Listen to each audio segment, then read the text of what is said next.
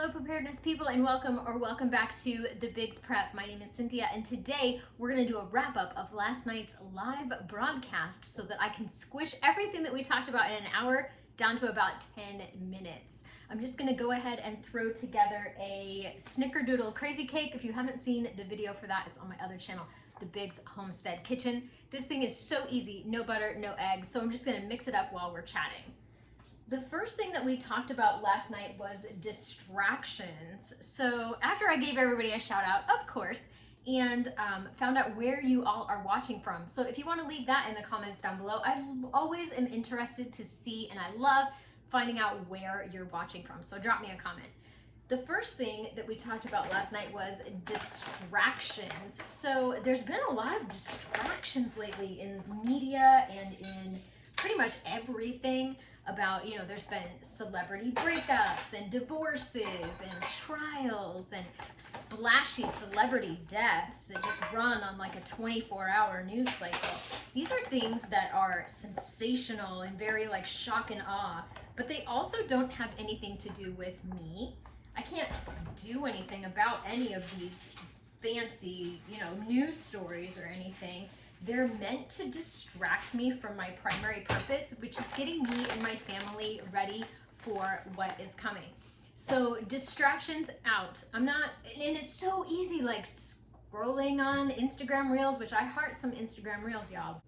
So here's what we are doing. Instead of paying attention to all the distractions and the noise, we are paying attention to the local area. I'm particularly paying attention to any upticks in crime, where they are, what the criminals are targeting, who they're targeting, because I don't want to be one of those people, and I don't want any of my friends and family to be one of those people either.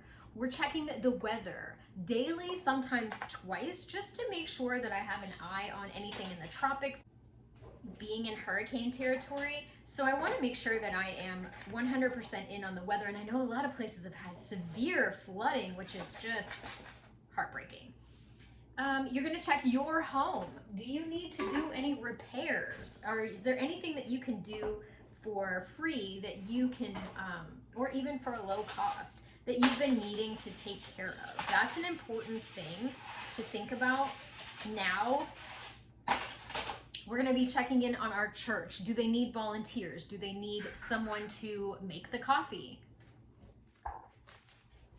And we're checking in on our friends and family. Do they need us? Do they need to talk about anything? Would they, do they have a burden that they'd like to share? Because now is the time when we need to come together, brew that pot of coffee, and have the conversations. And I know that in today's society, we're not really used to that. It's all very surface, but now is the time if someone needs us to be able to let them dig in deep and find out what we can do to help.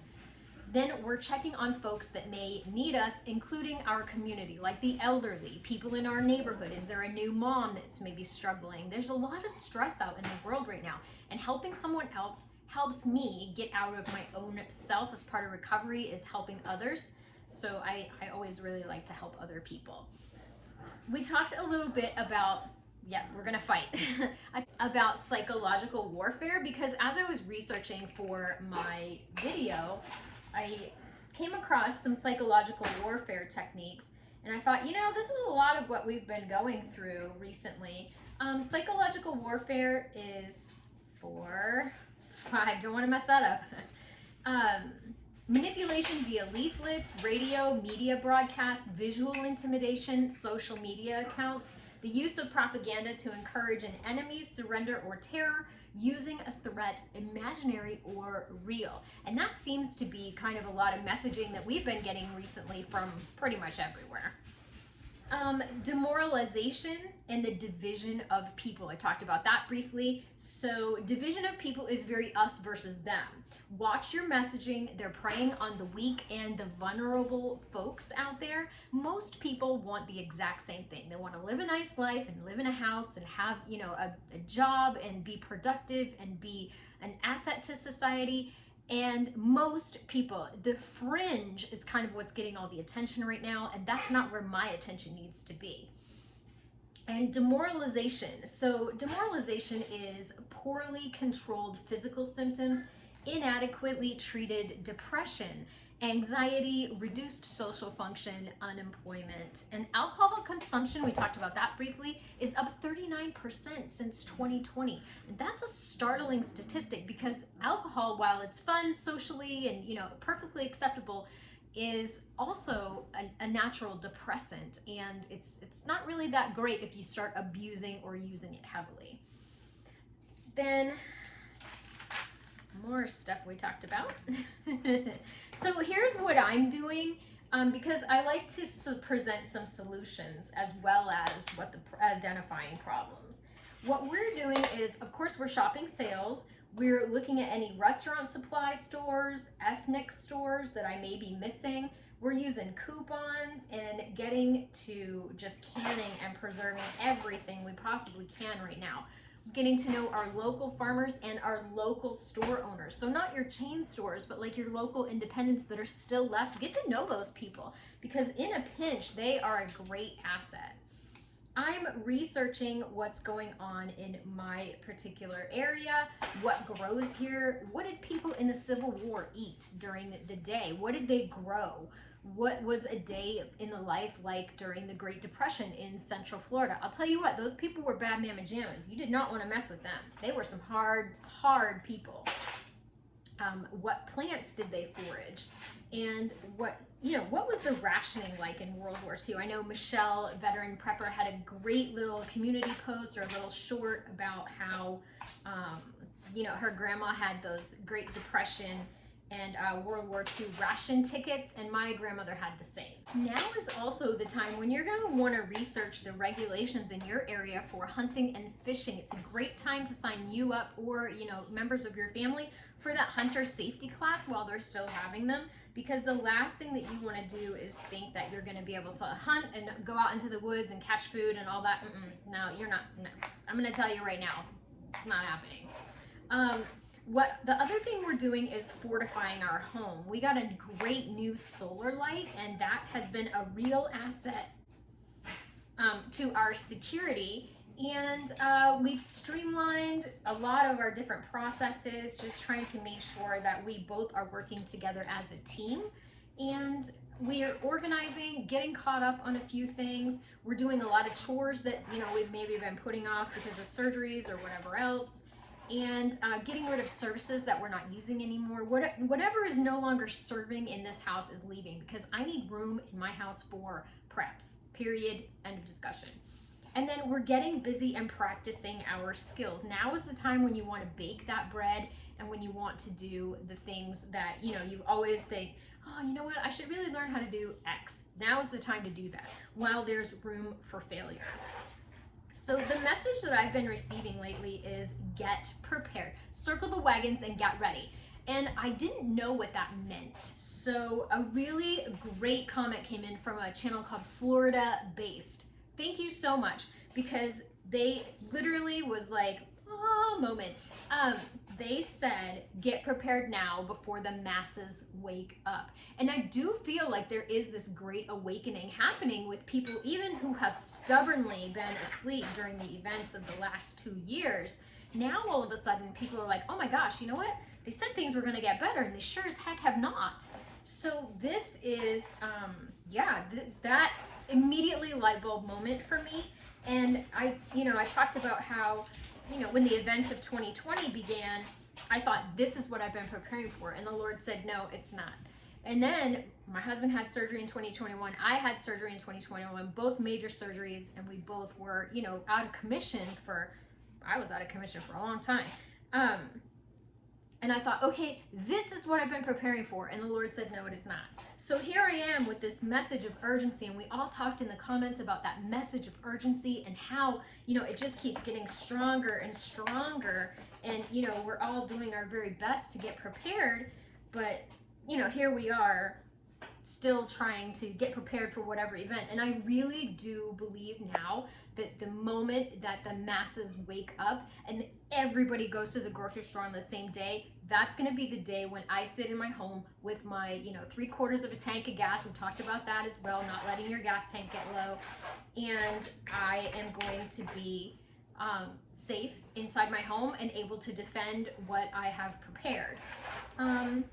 We talked a lot about degradation of lifestyle, and that has been kind of the theme of this last 2021, is a degradation of people's lifestyle. So less hot water, less of whatever luxury you enjoy, less air conditioning, less heat, less home, less cars, less boats, less toys, and less pets. We did touch briefly on the fact that a lot of pets are just being dumped and abandoned because a lot of the shelters are full and they don't have room, and people cannot afford to feed themselves, much less feed their pets, and how heartbreaking that is. And a couple people said, you know, that they worked at shelters and things like that, and that is just heartbreaking to me. I love animals so much. We talked about how people are having less savings, less retirement savings, and less services. Recently, a lot of people have said, well, you know, I can't afford X anymore. I'm just going to go ahead and cancel that service, whether it's pest control or trash or lawn mowing or whatever it is. They're just saying, listen, I can't, or they're doing whatever it is to a lower quality. My son in particular got his car insurance bill and it was more, so he ended up going with a lesser plan. And then what else did we talk about? We talked about Apartment Preppers movie night for preppers, and I thought that that was a fantastic idea, and I can't wait to watch her movie that she's got planned for September, which is called The Trigger Effect. We're going to be watching that next weekend. And then I just wanted to give a couple of shout outs. Carrie Newsome practicing baking bread. Carrie, I am so proud of you. Sven from Norway, happy birthday. He was eating chocolate cake while he was watching the live and celebrating his birthday. So happy birthday, Sven. The Banks Homestead, such a huge fan of my channel, and thank you so much. I appreciate you. 40 pounds of chicken and beef canned in the last week. 2 canners running, and I just am floored by how amazing they are. Tony has been preserving some things. Tony and I chatted on Instagram the other day. The other thing that happened was my father-in-law was in a workplace accident, and his treatment at the hospital was appalling. He had a piece of metal come out of a machine and hit him here. It ran along the outside of his jawbone and it stuck in his cheekbone here, like right here. It's a piece of metal that's in between his cheek and the outer cheek, and it's about 1.5 inches long.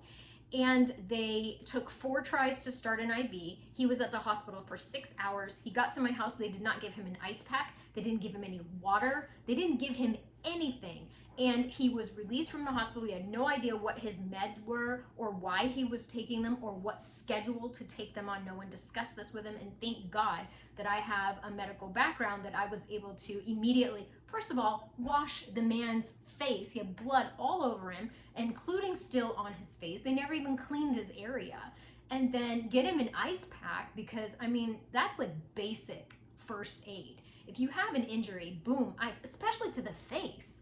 I've been checking on him daily, making sure he's taking his meds. I explained all of his meds to him, got him the list, and while it was extremely unfortunate, and I love my father-in-law, Mr. Biggs' father, the OG Mr. Biggs, and he's the one who encouraged me to go out on a date with Mr. B in the first place. So he was the OG wingman, but I was horrified at the way he was treated. He was not given surgery at the hospital. They told him he needed to meet with a facial specialist to remove the piece of metal. It is Sunday. He's had it in his face since Thursday afternoon, and he does not have a surgery date, nor does he have an appointment with the facial surgeon, because workers' comp is taking over and they haven't done a ding dang thing. So that is the slow process of all of that. And I've talked too much. Thank you so much for watching. Hope you got something out of the video. If you can't catch a live, don't ever worry about that. I always do a wrap-up video the next day just to kind of synopsis everything. Thank you again, and I appreciate you. And Madeline, thank you, Madeline, for the super chat of $10. That sends half of a box to the boys over in Eastern Europe, and my son is still over there. I gave an update on my son. He's doing good. He's doing fine. His spider bite is all healed, and he is feeling a lot better. Oh my gosh, thank you so much for watching. And remember, everybody, I'd rather be a year early than a day late. Join me next Saturday, 8 p.m. Eastern Standard Time, and we're going to talk food shortages. Bye-bye.